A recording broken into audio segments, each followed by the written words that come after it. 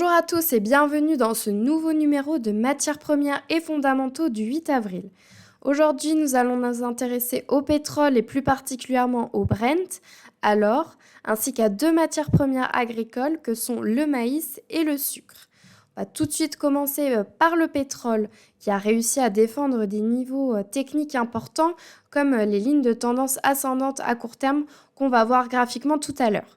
Le WTI est repassé au-dessus de 100 $ le baril, tandis que le Brent s'échange à près de 108 $ le baril. Le rebond que l'on peut observer aujourd'hui des prix du pétrole est dû aux fortes hausses des prix annoncés par l'Arabie saoudite pour les livraisons en Asie. La prime par rapport au prix de référence est la plus élevée de l'histoire et s'élève à près de 10 $ par baril.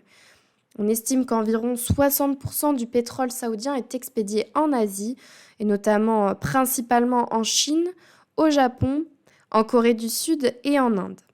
Vitol, la principale société de trading pétrolier, estime que la chute du prix du pétrole en dessous de 100 $ est injustifiée compte tenu des fondamentaux actuels.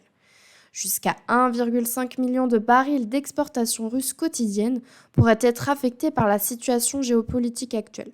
Aujourd'hui, il y a certaines incertitudes et des craintes quant aux attaques potentielles sur les canaux d'approvisionnement du pétrole russe.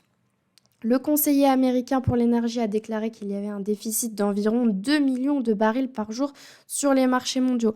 Et il estime que le déblocage massif des réserves pétrolières et la baisse de la demande chinoise ne permettront pas de compenser un tel déficit.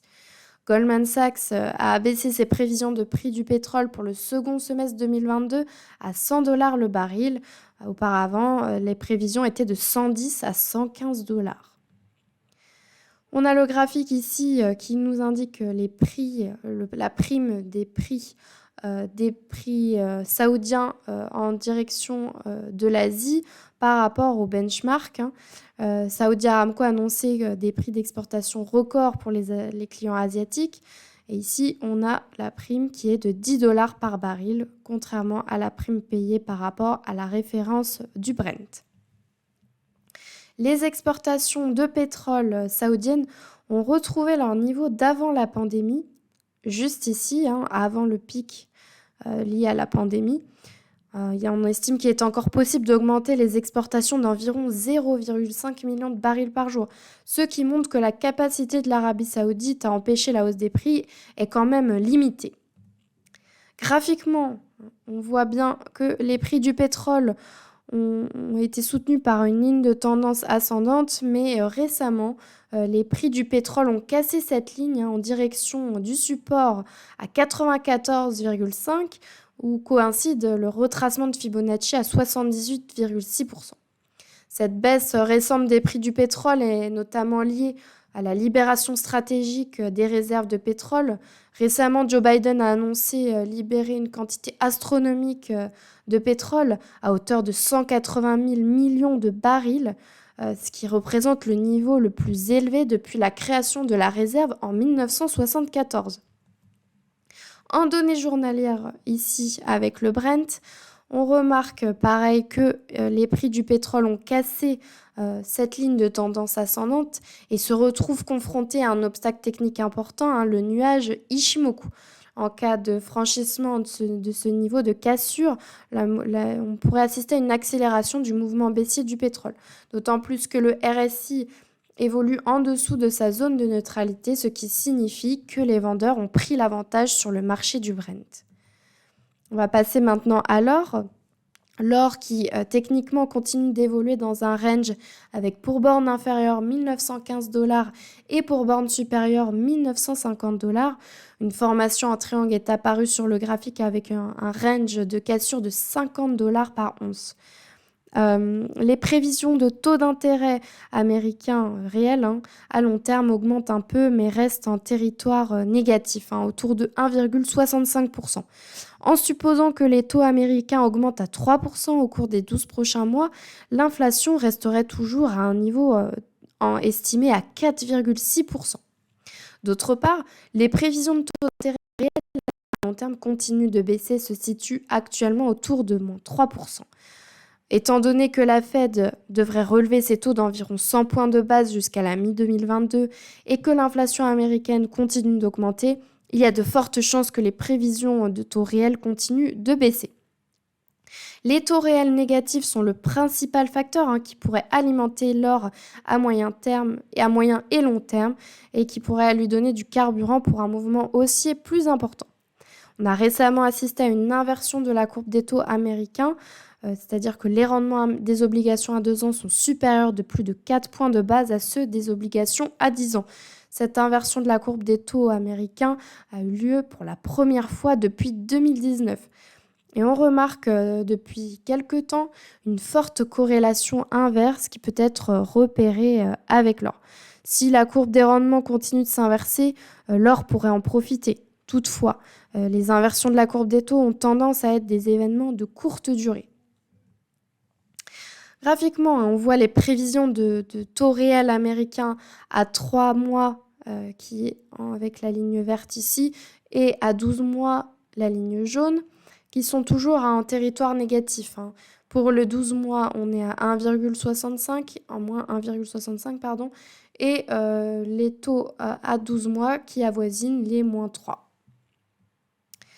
L'inversion de la courbe des taux des rendements aux États-Unis favorise de nouveaux gains sur le marché de l'or.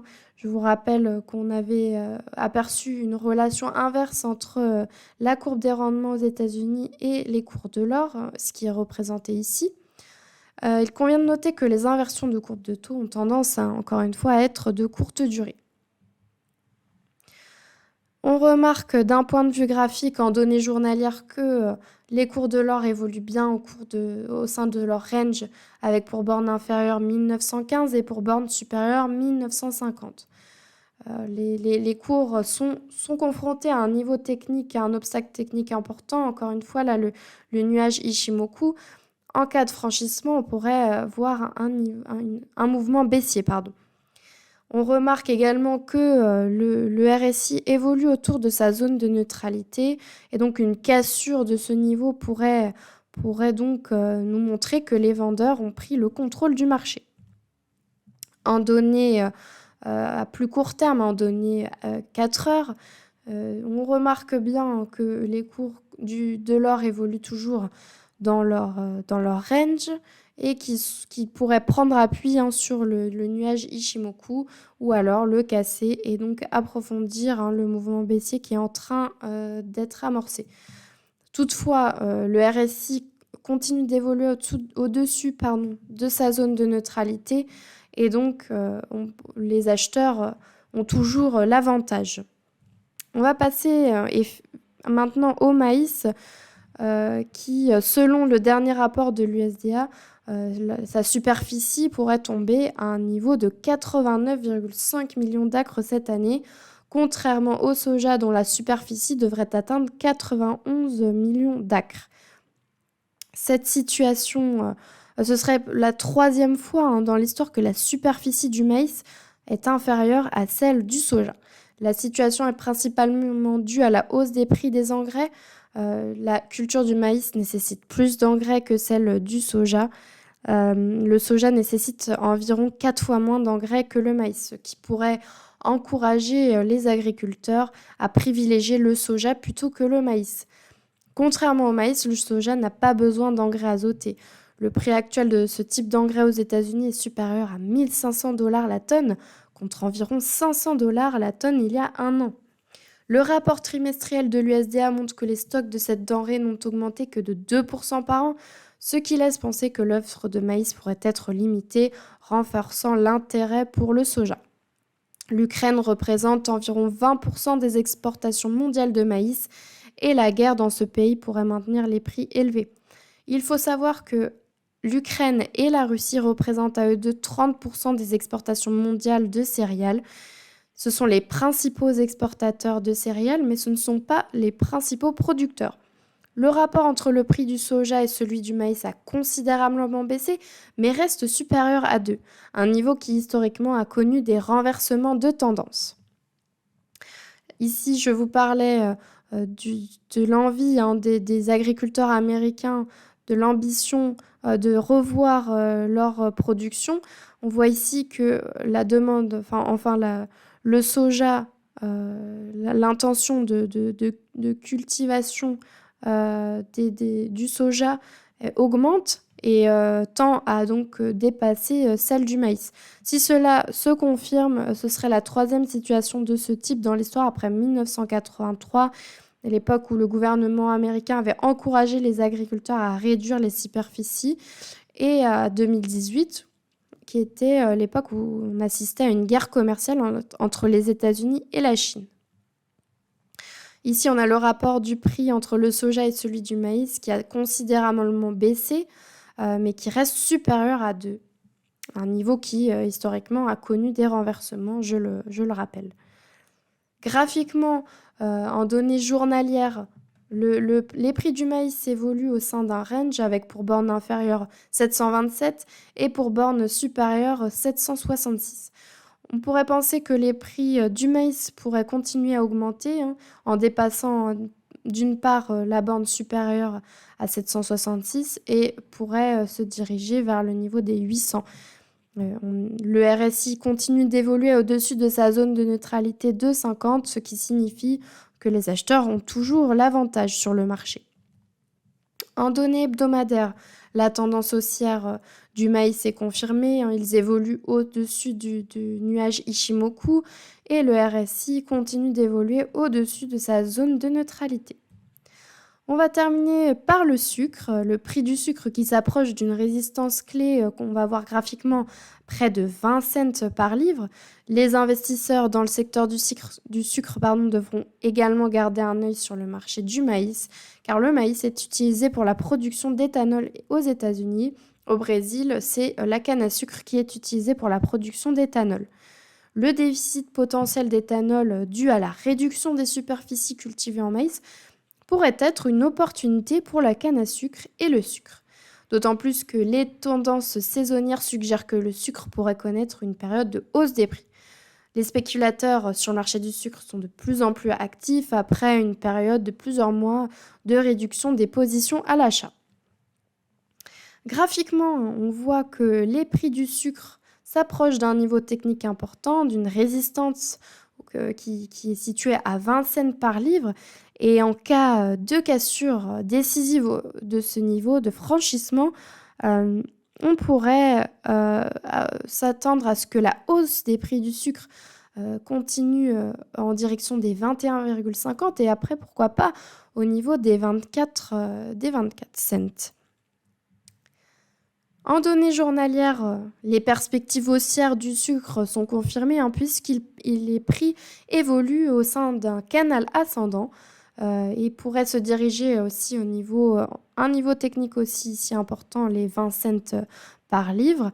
Et en cas de franchissement de ce niveau, on pourrait d'une part s'attendre à ce que les prix atteignent les 20,34, puis comme nous l'avons vu en données hebdomadaires, vers les 21,50.